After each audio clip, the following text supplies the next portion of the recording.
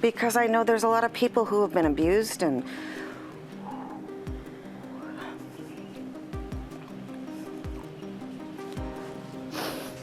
have lived like really hard times, and I just felt like I'm here for you. If you want to see the raw side of Hollywood, don't look at the scandals. Look at Christina Applegate. Behind the bright Kelly Bundy smile was a young woman carrying pain the world never saw. Childhood wounds, toxic relationships, and private battles slowly turned a sitcom sex symbol into one of Hollywood's most resilient survivors. This is not just the story of a famous actress who suffered. It is the story of a woman who kept standing, even when life tried to break her. To understand Christina Applegate's strength, we have to go back to the beginning, before the fame, before the applause, and before Hollywood decided who she was supposed to be. A child of Hollywood. Christina Applegate was born on November 25, 1971, in Hollywood, California. Her father, Robert Applegate, worked as a record producer. Her mother, Nancy Lee Priddy, was a singer and actress. Nancy named her daughter after the painting Christina's World, which shows a young woman reaching toward a home she can never quite get to. Years later, that name would feel painfully fitting. Christina's parents split when she was still a baby. Her father started a new family, while Christina stayed with her mother in a small Laurel Canyon apartment. From the outside, it looked like an artist's dream. But inside, her childhood was unstable, lonely, and far from safe. Nancy had no money for babysitters and little support, so Christina often went wherever her mother worked. At only 3 months old, she appeared in a Playtex baby bottle commercial. A year later, she was on Days of Our Lives with her mother. Before she could even understand what fame meant, Christina was already working. But the hardest part of her childhood was not the camera. It was what waited for her at home. 4 years of hell. Between the ages of 3 and 7, something broke inside Christina that could never be put back together. When she was 5, a female babysitter sexually abused her. Christina later said she knew it was wrong the second it was happening. Being touched was never comfortable for her again after that day. At home, she watched her mother shoot heroin. Nancy's live-in boyfriend beat them both. Christina recalled that once they had hamburgers with actual buns for dinner. The little girl felt rich, because that meant her family actually had enough money to put bread on the plate. That was her childhood. The strangest part is that Christina never paints her mother as the villain. She always talks about Nancy with a painful tenderness. She says her mom was wonderful. Her tools were just broken. She often repeats a phrase her mother used to say, "I never met an addict I didn't like." That wasn't just a throwaway line, it was a map that guided Christina's heart for the next 30 years. The little girl learned early on that broken people were the lovable ones, that a woman's job was to fix drowning men. Everything that was about to happen in her life. Brad Pitt, Anthony Kiedis, the guy with the shard of glass. The addict husband was hardwired into her during those 4 years. That little girl would grow up, but her first lesson in love would never leave her. The wound from her own mother. By the time she hit her teens, Christina was already a seasoned pro. In 1981, she was in the horror flick Jaws of Satan. In 1984, she appeared in Charles in Charge with Scott Baio. In 1986, she booked a role on Silver Spoons. That same year, she landed a starring role in the TV series Heart of the City at just 15 years old. She was working harder than most adults, but her deepest psychological wound as a teenager didn't come from Hollywood. It came from her own flesh and blood. Nancy Priddy suggested her daughter get liposuction. Christina wasn't even 16. When your own mother tells her teenage daughter that surgery could fix her body, that comment doesn't just fade away. It sticks. It shaped how she looked in the mirror for the rest of her life. The seeds of an eating disorder were planted by the very person who was supposed to protect her. Then, the role of a lifetime came along. It skyrocketed her to the absolute pinnacle of American television and locked her in a gilded cage for a decade. The prison called Kelly Bundy, In April 1987, Fox aired Married with Children.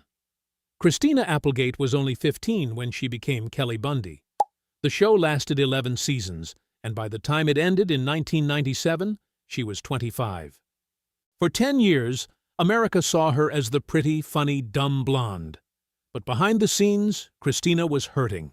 The tight outfits made her feel trapped in her own body. To fit into them, she starved herself and battled anorexia for years. Her workouts were just as extreme. Spin class, personal training, and hours of dance were not really about health. They were about pressure. Hollywood trapped her in another way, too. After years as Kelly, casting directors only wanted her to play the same kind of girl again. So Christina fought back. In the final season, she shaved her head, forcing producers to put her in a wig. When the show ended, Fox offered her a Kelly Bundy spin-off. She said no. She even passed on Legally Blonde because she feared being boxed in again. The world saw a sex symbol. But Christina was just a young woman trying to survive what fame had done to her. The pattern of love. People often wondered why Christina Applegate, young, famous, and already successful by 19, kept ending up with dangerous men. The answer started in her childhood. She grew up believing love meant saving broken people, even when it hurt her. At the 1989 MTV Video Music Awards, 17-year-old Christina arrived with a young, unknown actor named Brad Pitt. But during the night, she became interested in Sebastian Bach from Skid Row and left with him instead. The relationship quickly fell apart. Looking back, the pattern was already there. Safe and stable men did not feel familiar to her. Around the same time, she dated Anthony Kiedis from the Red Hot Chili Peppers while she was still a teenager. Even after the relationship ended, Christina still tried to take care of him because she believed love meant fixing people. By 1991, while filming Married with Children, Christina became involved with another man who turned abusive. She later revealed he threatened her with broken glass, terrified her, and pushed the relationship into violence and fear. During that time, she also went through a pregnancy and abortion completely out of the public eye. What makes it heartbreaking is that America only saw Kelly Bundy smiling on television every week. Nobody saw how scared Christina really was behind the scenes. The people who protected her most were not relatives, but her TV parents, Ed O'Neill and Katie Sagal. They saw how much pain she was carrying when almost nobody else did. Even after everything, Christina still struggled to break away from the idea that damaged people were somehow her responsibility to save. The Savior Complex. On October 20th, 2001, Christina Applegate married actor Jonathan Shaich in Palm Springs. But she later admitted that as she walked down the aisle, she suddenly felt something was wrong. The marriage did not last. Shaich filed for divorce in 2005, and it was finalized in 2007. Christina walked away with her homes and most of her money, but emotionally, she was already in another painful chapter. During the separation, she began dating photographer Lee Grievous. He struggled with drug addiction, and Christina fell back into the role she knew too well. She tried to save him. She sent him to rehab. She gave everything she could. But in 2008, Lee died of a drug overdose. That loss broke something in Christina, but it also woke her up. She finally understood that love cannot save someone who is not ready to be saved. For the first time, she chose differently. She began dating Martin Lenoble, a steady man who did not need fixing. Christina had survived the broken men, but her next battle was already growing inside her own body. When the body becomes the enemy.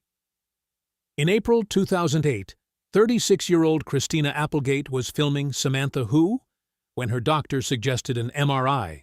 She had been getting mammograms since she was 30 because her mother had survived breast cancer. The MRI was not covered by insurance, but Christina paid for it herself. That choice saved her life. The scan found early-stage breast cancer. At first, doctors planned radiation. Then genetic testing showed she was BRCA1 positive, which raised her risk of future breast and ovarian cancer. Christina made the hardest choice. Even though cancer was found in only one breast, She chose a double mastectomy. Before surgery, she had a nude photo shoot so she could remember her body before it changed forever. For weeks, no one on the set knew what she was going through. In July 2008, she had the surgery. When the news became public, Christina used humor to hide the pain. Later, she admitted she had not really been okay. She survived cancer, but another battle was already waiting. Shadows in the night. Christina Applegate dealt with stalkers for much of her career. One man broke into her home and put on her clothes before he was arrested. Another repeatedly showed up near the Married with Children set and was also arrested. In 2000, an Arizona man named Gabriel Espinosa stalked Christina, along with Madonna and Mariah Carey. He was later charged with felony stalking. But the most frightening moment came in 2012. On the same day Christina got engaged to Martin Lenoble, an anonymous Twitter account began sending him death threats. The messages claimed Christina had been stolen away and threatened to kill Martin. Police moved quickly and traced the account through Twitter, but before charges were filed, the account disappeared. No one was ever publicly arrested. Even in one of Christina's happiest moments, fear found her again. But the next enemy was different. It was not outside her home, and police could not stop it. It was inside her own body. Before that, though, there is one more painful truth to face: how Hollywood treated her near the end of her on-screen career. Hollywood and the aging woman. Amid the turbulent waves of her life, Hollywood was never a safe harbor for Christina. In 2003, when she was offered the role of Veronica Corningstone in Anchorman, she flat out passed because the pay was insultingly low. This is Christina, a fighter who refused to be undervalued, even while her career was still wobbling under the massive shadow of Kelly Bundy. It wasn't until Will Ferrell and director Adam McKay actively offered to take a pay cut from their own salaries to afford her that she finally said yes. The movie became a global smash, but it was a rare exception in the grinding gears of the industry. As time went on, Hollywood showed its harsher side. In 2016, while filming Bad Moms, the production quietly spent $30,000 on digital retouching to de-age her 44-year-old face. She only found out after the fact, a deeply disrespectful move that silently told her she was past her prime. In Hollywood, a woman's value depreciates with time. A man's does not. That unspoken rule weighed heavily on her. The chronic stress, the pressure to look eternally flawless, and the endless battle for respect in a system that viewed her as a commodity ground her down to the bone. Christina never bowed her head, but the price she paid for that resilience wasn't cheap. Her career was a marathon of gritting her teeth and racing against absurd expectations. And while she was exhausted from fighting external prejudice to hold on to her status, her own body, drained by years of overwork, began flashing red warning signs. She had no idea that her biggest enemy was no longer salary negotiations or soulless digital airbrushing. It was quietly festering inside, waiting for the day it would erupt and hijack her life. The invisible enemy. In early 2019, Christina Applegate was filming Dead to Me when she suddenly began losing her balance on set. At first, nobody understood why, including Christina herself. The symptoms started quietly with numbness in her toes. Then it spread to her legs. Walking became harder. The pain became constant. Her friend Selma Blair encouraged her to see a neurologist. In August 2021, Christina was diagnosed with multiple sclerosis at 49 years old. Doctors found 30 lesions on her brain. Even after the diagnosis, Christina kept using humor to survive. When she received her Hollywood Walk of Fame star in 2022, she joked about her condition instead of asking for sympathy. Later, she admitted humor was the only thing keeping her from emotionally collapsing. Behind the jokes, her health kept getting worse. She was hospitalized many times with severe pain, infections, vomiting, and exhaustion. Some days, she could barely hold her phone or walk down the stairs. By 2026, Christina revealed she mostly stayed in bed and relied on adult diapers because her body no longer worked the way it once had. Still, she never let the disease completely take her spirit.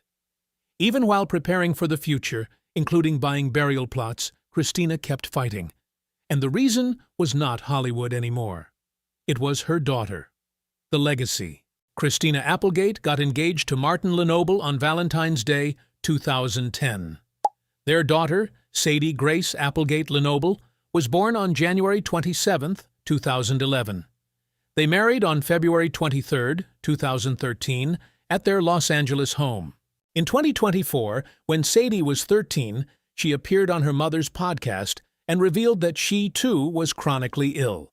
She was diagnosed with POTS, postural orthostatic tachycardia syndrome, which causes severe dizziness, rapid heart rate, and fainting spells upon standing.